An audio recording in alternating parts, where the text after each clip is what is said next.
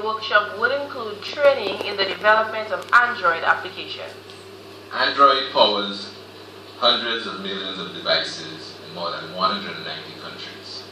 Android market has reached and surpassed 1.5 billion downloads a month and growing. The worldwide mobile application market, including premium downloads, in-app purchases, and in-app advertising, is projected to reach a value of $27 billion in 2030. The NTRC believes it is time for Dominica to become a participant in the mobile application economy. BrightPath Foundation is a Caribbean-based international non-profit organization which focuses on the use of tech to create new opportunities.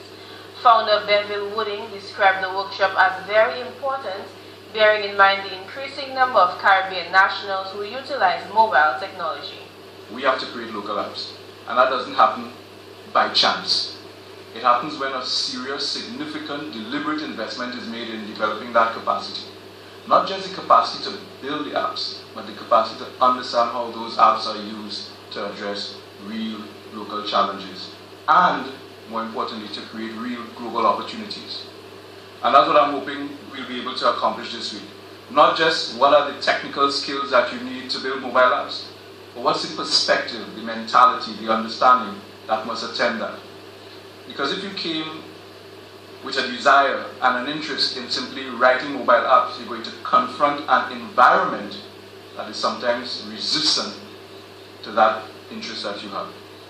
And so we have a unique challenge in the region. The challenge is this: we both have to infuse people into writing mobile apps, but then we also have to open their eyes to the concerns that they must overcome if they have to have the same opportunities that others in other jurisdictions have.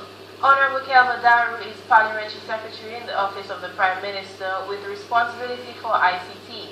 He challenged participants of the workshop to develop an application to be used by farmers.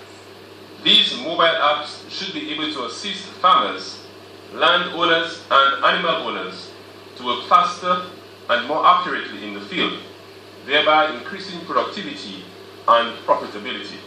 Minister for Information, Telecommunications and Constituency Empowerment, Honorable Ambrose George, believes that the development of mobile applications will help to develop individual intellect capacity. It's all well and good that we attend the State College. We do a course in information technology. We have the laptops and all the other gadgets and pieces of equipment that are available to us. We have, of course, our mobile phones. But unless we develop that intellect that we have in terms of the capacity, we may find ourselves having all of those pieces of equipment and not being able to utilize them to the fullest. Kimani, let's start by defining mobile app development. Yes. We come across mobile apps all the time. We use them on our Blackberries, on our other smartphones, tablets, computers. It might sound a little intimidating, but what it really is a smaller version of an application, like WhatsApp, for example, or a small Amazon app that you can use on your phone to shop from your home. BlackBerry messaging. Right, that's a mobile app. And what is happening here in this story is that the capacity to create these applications are being brought to Dominica State College students, and giving students the capacity to build them is something special, because they can use it. We can use mobile apps, in many avenues in our local community, like agriculture, for example. Yes, agriculture, and that's exactly what I was thinking. Besides just social, for social purposes, we could use it to actually help develop our economy. Right now, we see that the government is putting so much investment into the abattoir in Layo, into coffee, and then several other different agricultural projects going across the island. So I think it's a good opportunity for students to even consider, getting into agriculture, but doing it in a modern way, developing, say, an application for farmers to use, as the Honorable Daru challenged them to do. So when you develop that kind of app, you can do so many things. You can control your stock, you can do crop control, several different ways that you can improve agriculture, make it modern and make it beneficial to the economy. But it cannot be limited to just agriculture. The opportunities are endless. Yeah. For example, when I had BlackBerry back in the day, I came across a mobile app for the National Bank of Dominica. I was very impressed. So I still have it right now. I can bank using this little app, and that's really cool. I think it's important that the young people get involved in the creative aspect of it instead of just using the apps like some of us were only able to use it. But if they're able to create it, that would just be huge for us here in Dominica. I think so. I think that's a great opportunity for them.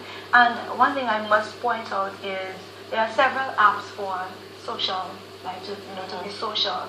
They can use it like that. They can use it in the college, even for study groups and to share information and that sort of thing. So I would really, it would be really encouraging for them to use this sort of technology, use the software, whatever apps that they come, that they create, to use it for productive purposes, and not just for social and not just for chatting, but productive purposes, something that can contribute to the economy, contribute to the education, contribute socially, but in a positive way. I agree. The youth development divisions and